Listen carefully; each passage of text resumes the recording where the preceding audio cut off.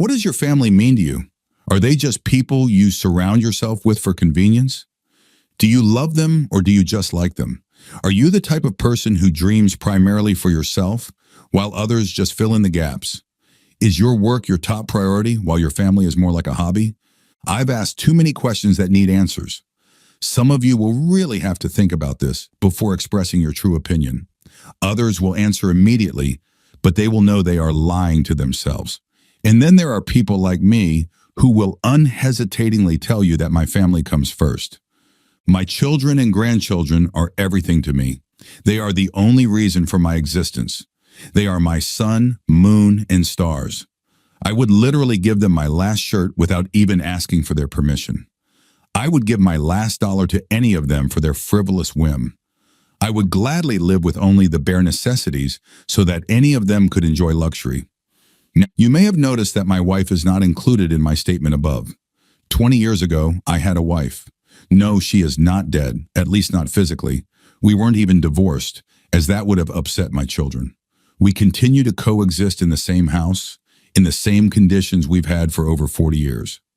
The children know nothing about the rift between my wife and me, and more importantly, she knows nothing either. You might think I'm talking nonsense. I continue to love my family, except for my wife, and pretend that everything is fine. Why would a sane person do that? All three of my children love their mother, and to tell them what is indelibly imprinted in my mind would mean diminishing her in their eyes. I just love them too much to affect their happiness in any way, even at my own expense. Want to call me weak? Well, you can kiss me and call me a coward. It's utter nonsense. What I've been doing for the last 20 years is protecting my children. It's been a feat more difficult than you can imagine, much harder than any form of torture ever invented by man. My name is Charlie, and I have 3 children, 2 boys and a girl. They mean everything to me. My oldest, Rob, will soon be 40. Billy is 37, and my little girl, Judy, just turned 33. Thanks to them, I have 8 wonderful grandchildren, and I would gladly give my life for any of them. I have kept this secret inside me for almost 20 years. The woman who was once my life and my only love is Sally. I'm telling you this now because I have only a few days or hours left. The doctor tells me it won't be painful. Sally and I once had what you would call an ideal marriage. We met right after college. I had a great job as a budding architect. Sally was into real estate and she loved what she did. I first saw her in a restaurant, and for me, it was love at first sight. Looking back, I realized it took her a bit longer to say she loved me. I asked her out to a movie. That's how it was done back then. We dated for a few months, and I finally mustered the courage to ask her to marry me.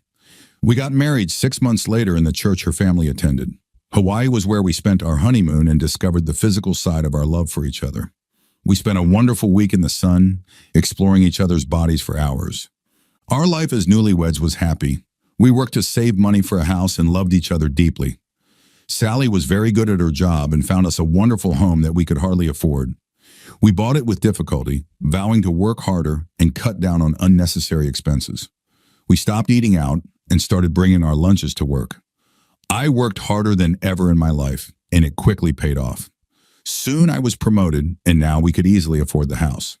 When we first bought the house, we began spending time together doing things that didn't require spending money, like taking long walks and having picnics. We enjoyed this time so much that we continued to live modestly and spent time together even later, enjoying each other's company. The money we earned was spent on the house, and we worked hard to make it beautiful, a place where we could raise our family and grow old together. The day Sally told me she was expecting our first child, I couldn't have been happier or prouder. All my prayers were answered. Sally's belly grew each day, as did my love for her. We continued living as we had, preferring to spend time rather than money on our children and ourselves. Don't get me wrong, we had everything we needed. We just felt it was more important to do things together as a family than to have all the latest toys for the kids. By doing almost everything as a team, we tried to instill family values in our children. We taught them to distinguish right from wrong in our own way, with love. Church was a big part of our lives, not because we were fanatics, but we wanted the children to believe in a higher power. Attending services every Sunday as a family and participating in all the walks and picnics, our life was happy. At 43, I was injured on a construction site while inspecting a building we were working on.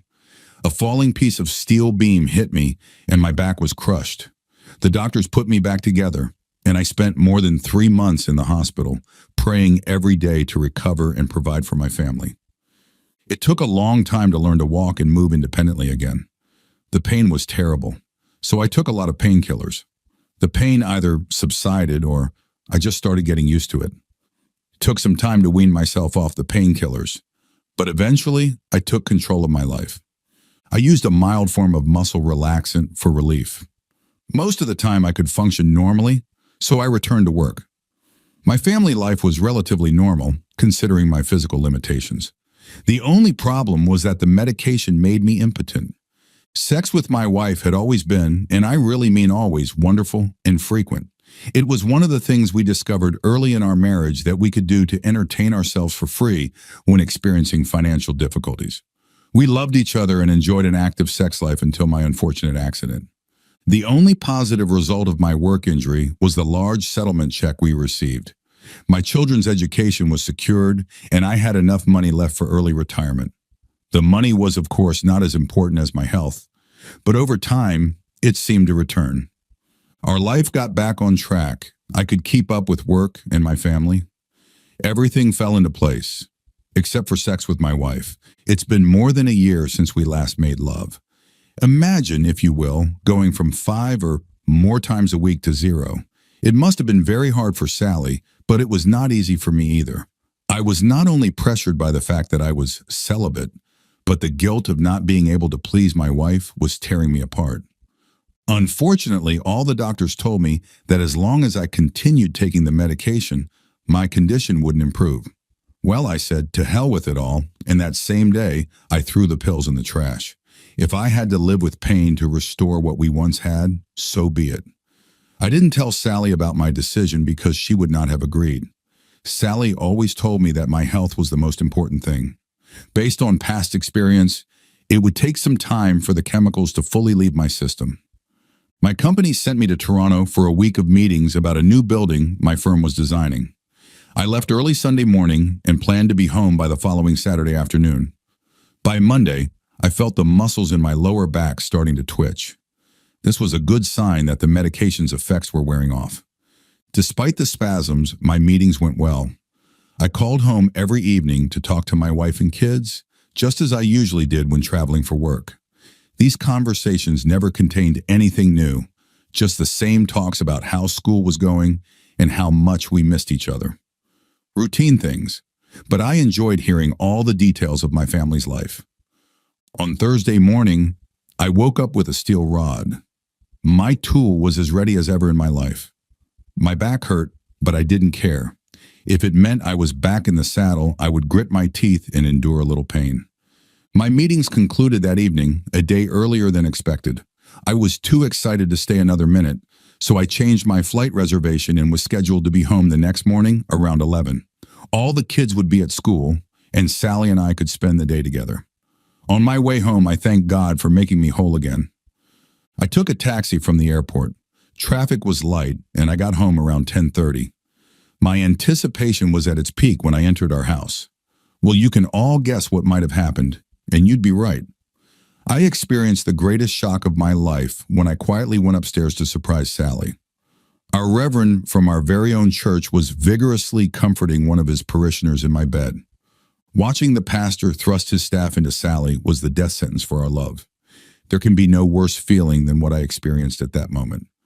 I wanted to rush in and kill them both. They continued, and I couldn't bear it any longer. I backed out of the bedroom. The shock of seeing my wife of 20 years with her legs up for another man nearly killed me. My first thought was about the children and how they would cope with this knowledge. This thought hit me so hard that I decided to quietly leave the house to have some time to think things through. I booked a hotel room for the night. 2 things immediately came to mind. There was no longer any love for the woman I had married. She killed that feeling in me today, and I lost my faith in God.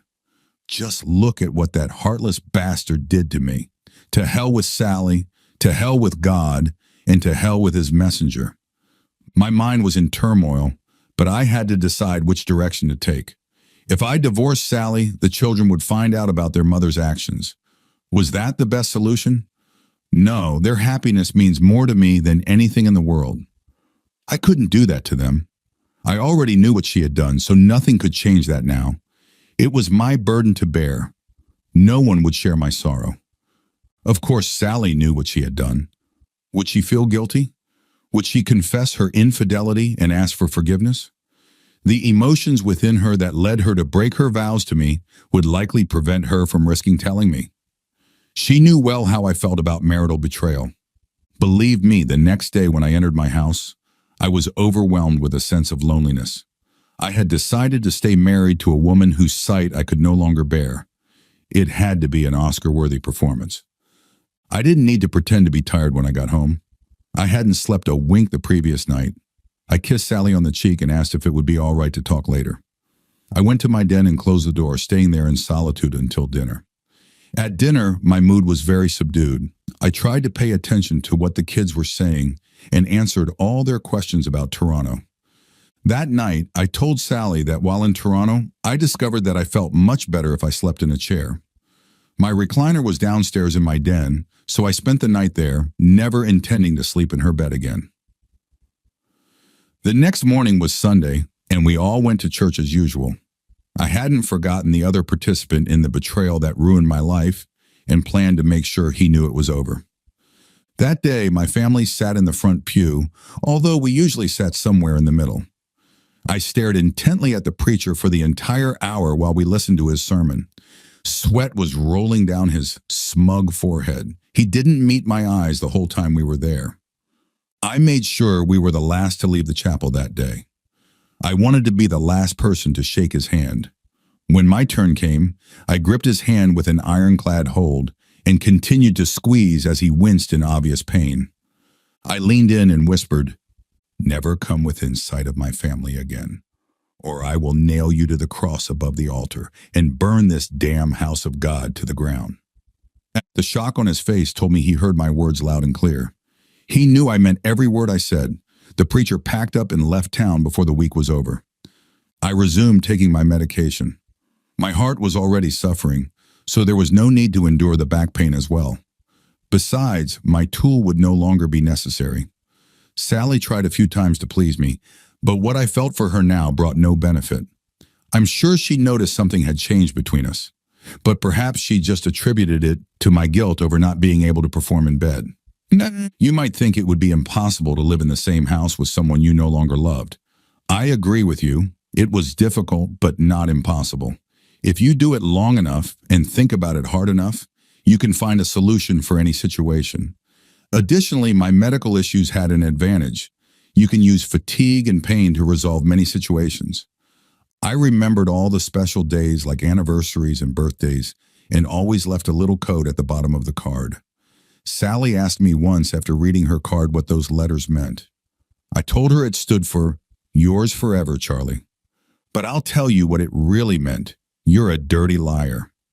In all the years since Sally cheated on me, I never slept in the same room with her. I only returned to church for my children's weddings, telling Sally that the wooden pews were too hard to sit on for long periods. I never told anyone the secret I kept inside for the last 20 years. All of this was done out of the only love I had left, and it was all for my children. Right now, I only have a few minutes left to live. I can feel it. My family is gathered around me. For the most part, I lived a good life. I saw all my children graduate from college and start their own families. They all grew up and are living happy lives. That alone is enough for me to go to my grave a happy man. Once or twice over the years, I thought about getting a divorce. Sally cheated on me. It was a deliberate act of betrayal that I never forgave and never will forgive. During the first 20 years of our life together, I gave her all the love a man should give. For the last 20 years, I was simply the man Sally once married. My body lived in the same house we had worked so hard for, but my mind and heart were somewhere in the past. I never found out if Sally cheated on me more than once. It truly didn't matter. The results would have been the same in any case. My children would have lost respect for one of us if they had learned the truth about what Sally did. They would have hated what their mother did, but likely would have wanted me to give her another chance. As much as I loved them, I would not have given her that chance. The pain and humiliation were too deep. Their wishes would have been rejected, and my family would have fallen apart. I chose the path, right or wrong, to keep the family unit intact and strong. The children's mother and I could be loved and respected equally by them. Saying goodbye to my children for the last time is very hard and sad. I told each of them how much I loved them and how proud I truly was of them. I hugged and kissed them all goodbye and asked them to give me a little time alone with their mother while there was still time. There was much I still needed to say to my so-called wife. Time was running out, and I was growing weaker by the minute. Over the last few weeks, I had made a decision regarding my little secret. "Sally, please come closer. It's becoming very hard for me to speak." She moved her chair closer to the bed. "Don't try to talk, dear. You need to rest." "No, Sally, there is something very important to me that you need to know. For 20 years, you were my wife, my beloved, and my best friend." "Oh, Charlie, you know we've been married for 40 years, not 20. "That's right, and for the first 20 years, you were all that and more to me. But for the last 20 years, you've been just another cheater who cheated on her husband?" I said hoarsely. You knew?" "Yes, I came home early from that business trip to Toronto. I saw you. It's still hard for me to think about that day. Please, Charlie, forgive me. I don't want you to meet your maker this way. Oh, God, I'm so sorry." "To hell with your God," I said as loudly as I could. "Charlie, no, please don't. Don't do this to me. Let me explain. I beg you, Charlie. It was just a moment of weakness. Please forgive me. I beg you." "Sally, I kept this secret locked inside all these years. I never spoke of it to spare the children. Now it's your secret to live with, and I hope you live to a very, very old age. Charlie, please, you have to forgive me before you die. Don't do this to me. If I ever meant anything to you, please, Charlie, please," she whispered through her tears. "Sally, one last thing. Now that I don't have to be nice to you anymore, could you please get the hell out of my sight?" I groaned with my last breath. Thank you for being with us and listening until the end. If you found it interesting, please subscribe, give us a like, and leave your comments.